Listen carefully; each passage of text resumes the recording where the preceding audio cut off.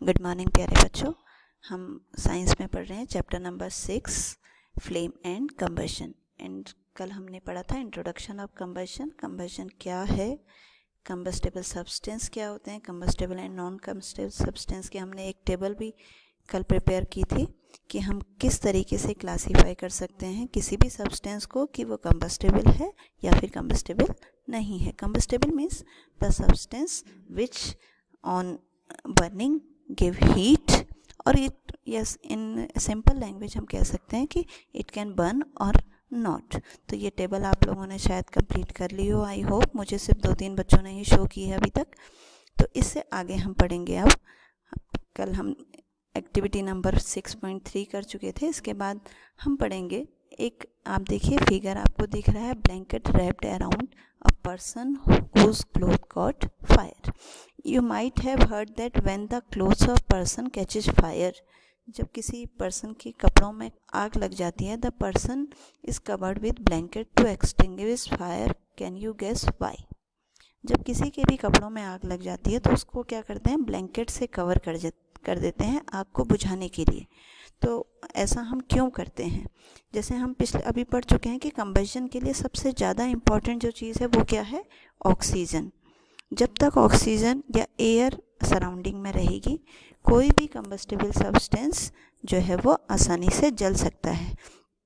तो सबसे पहले आग बुझाने का जब हम काम करते हैं तो हमारा काम होता है कि हम एयर की सप्लाई को रोक दें। एयर की सप्लाई को रोकने के लिए हम क्या करते हैं, तुरंत अगर हमें करना हो तो उसको हम ब्लैंकेट से ढक देते हैं। ब्लैंकेट से ढक देंगे तो क्या होगा, for a short time period उस पर्सन के सराउंडिंग में ऑक्सीजन ख़त्म हो जाएगी। ऑक्सीजन ख़त्म हो जाएगी तो आग तुरंत बुझ जाएगी।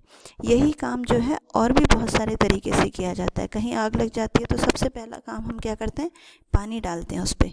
पानी डालने से क्या होता है, जहाँ भी आग लग रही है, जिस सब्सटेंस पे भी आग लग रही है, उसके सराउंडिंग में जो है वो एयर ख़त्म हो जाती है। एयर ख़त्म होने से और उस सब्सटेंस का टेम्परेचर कम हो जाता है, जिससे कि उसकी बर्निंग ख़त्म हो जाती है। तीसरा हम इसमें यूज़ क्या करते हैं, सैंड यूज़ करते हैं। आपने कई जगह देखा होगा रेत यूज़ की जाती है। रेत डालने से भी वही होगा, एक तो टेम्परेचर सब उसका कम हो जाएगा और दूसरा एयर की सप्लाई बंद हो जाएगी। तो इस तरीके से हम फायर को एक्सटिंग्विश कर सकते हैं। अब कुछ और एक्सपीरियंसेस भी हम यहाँ पे ऐड करेंगे कि अगर कंबशन हो रहा है तो क्या क्या चीज़ें उसकी रिक्वायरमेंट हैं। अभी तक हम सिर्फ एक रिक्वायरमेंट पढ़ी है कि ऑक्सीजन होनी चाहिए, एयर होना चाहिए, तो उसमें कंबशन होगा। अब कुछ रिकॉल करते हैं एक्सपीरियंसेस को। जैसे does a matchstick burn by itself, how does it burn? Matchstick यानी माचिस जो है, आपको पता है उससे हम आग जला सकते हैं, फायर बर्न कर सकते हैं, किसी भी चीज़ को जला सकते हैं। पर क्या वो अपने आप जल जाती है? नो, नहीं जलती। क्यों नहीं जलती? उसको हमें क्या करना पड़ता है, किसी चीज़ से रब करना पड़ता है। रब करने से वो थोड़ी ही देर में अपने आप जल जाती है। दूसरा, अगर आपके पास कोई पीस ऑफ पेपर है, आपने उसको मैचस्टिक से जलाया, कैंडल से जलाया, तो क्या होगा, आसानी से जल जाएगा। पूरा का पूरा पेपर जो है वो तुरंत जल जाएगा। लेकिन अगर आप वही मैचस्टिक एक जलाओ और एक लकड़ी का बड़ा सा पीस ले लो, तो क्या वो मैचस्टिक से जल जाएगा? नहीं जलेगा, क्योंकि उसको पीस ऑफ वुड को जलने के लिए काफ़ी टाइम चाहिए। Why do you have use paper और kerosene oil to start fire in wood और कोल? घर में कभी अगर लकड़ियाँ जलाते हैं, कोल जलाते हैं, तो उसमें हम आग जलाने के लिए कुछ उसमें पेपर डालते हैं, केरोसिन ऑयल डालते हैं, जिससे कि वो आसानी से जल जाए। Have you heard of forest fire? यहाँ पे देखिए एक फिगर आपको गिवन है जिसमें जंगल में आग लग रही है।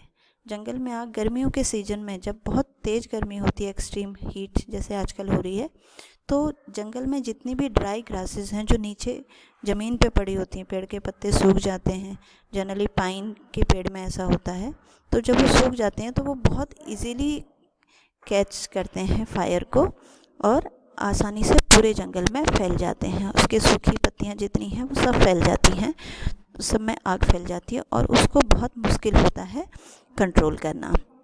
ठीक है, तो इन सारे एक्सपीरियंसेस से हमें क्या पता लग रहा है कि हम पेपर को बर्न कर सकते हैं आसानी से, हम वुड को बर्न नहीं कर सकते। इट मीन्स एक बहुत इम्पॉर्टेंट इसमें और है जो है आपका temperature. Do these experience tell you that different substance catch fire at different temperature.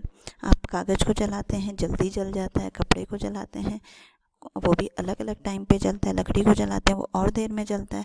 तो the lowest temperature at which the substance catch fire is called ignition temperature. Means minimum temperature जिससे कि कोई भी सब्सटेंस फायर कैच करे, आग पकड़ ले, उसको हम कहते हैं इग्निशन टेम्परेचर। जो जल्दी आग पकड़ लेता है, can you tell why a matchstick does not catch fire on its own. Means कि जब उसको हम रब करते हैं मैचस्टिक को तब उसका इग्निशन टेम्परेचर उसको मिलता है, तब वो आसानी से बर्न हो जाता है। जो जल्दी बर्न हो जाते हैं, जैसे पेट्रोल में बहुत जल्दी आग लग जाती है, इट मीन्स उसका इग्निशन टेम्परेचर कम है।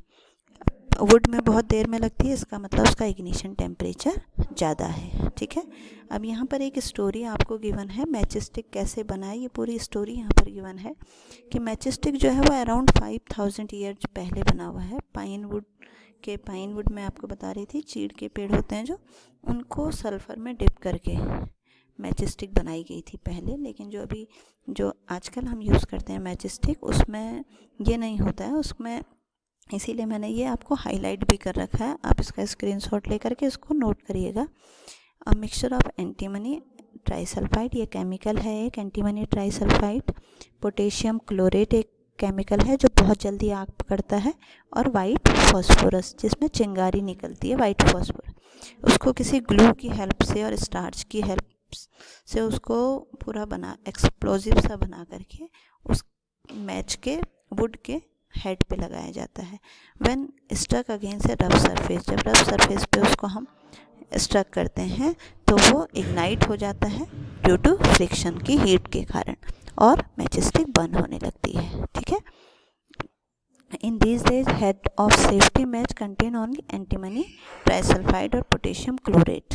उसमें फॉस्फोरस जनरली नहीं डाला जाता है आजकल, क्योंकि रेड फॉस्फोरस जो है वो डेंजरस होता है। तो ये पूरी उसकी स्टोरी है कि किस तरीके से मैचस्टिक प्रोड्यूस हो सकती है। अब इसके बाद we can find a combustible substance can not catch fire और burn as long as its temperature is lower than its ignition temperature. ये बहुत इंपॉर्टेंट लाइन है कि कोई भी सब्सटेंस तब तक बर्न नहीं हो सकता, तब तक फायर कैच नहीं कर सकता, जब तक कि उसका टेम्परेचर इग्निशन टेम्परेचर के बराबर ना हो जाए। अब बिल्कुल आपने देखा होगा कभी, अगर आप किचन में मम्मी के पास जाते होंगे तो मम्मी तेल गरम करती हैं किसी भी पैन में, अगर तेल बहुत ज़्यादा गर्म हो जाता है तो वो आग पकड़ लेता है। ठीक है, देखो, have you ever seen cooking oil catching fire. आप कढ़ाई में अगर मम्मी ने तेल रखा हो, बहुत तेज़ गर्म हो जाएगा तो उसमें आग लग जाती है, क्योंकि उसका इग्निशन टेम्परेचर उसको मिल जाता है। Kerosene oil would do not catch fire their own at room temperature, लेकिन जैसे ही उसको हीट करेंगे तो वो फायर कैच कर लेगा। वुड को आप हीट करेंगे तो वो फायर कैच करेगा। तो इसी तरीके से इग्निशन टेम्परेचर भी क्या है, इसका मतलब एक बहुत इम्पॉर्टेंट पॉइंट है किसके लिए, कंबशन के लिए। कंबशन होने के लिए सिर्फ ऑक्सीजन की ही ज़रूरत नहीं है, बल्कि ऑक्सीजन के साथ साथ इग्निशन टेम्परेचर की भी ज़रूरत होती है। अभी एक्टिविटी है 6.4, पहले ही आपको देखो लिखा हुआ है केयरफुल। 2 पेपर फोल्ड ले लो और उसको बर्न करो। ठीक है, एक को वाटर में डाल दो, देखो 2 paper cup by folding a sheet of paper, pour about 50 ml of water in one of the cup. एक में पानी डाल दिया, एक को सूखा। Heat both the cup separately with the candle. What do you observe, आप देखो क्या होगा, इसमें तुरंत आग लग जाएगी और इसमें आग नहीं लगेगी, क्योंकि इसमें आपने वाटर फिल किया है तो उसका इग्निशन टेम्परेचर उसको नहीं मिल पाएगा, जिसकी वजह से वो आग कैच नहीं करेगा, फायर कैच नहीं करेगा। ठीक है, तो ये इसके आगे हम कल पढ़ेंगे कि किस तरीके से हम फायर एक्सटिंग्विश करने के तरीके क्या क्या हो सकते हैं। ठीक है, थैंक यू।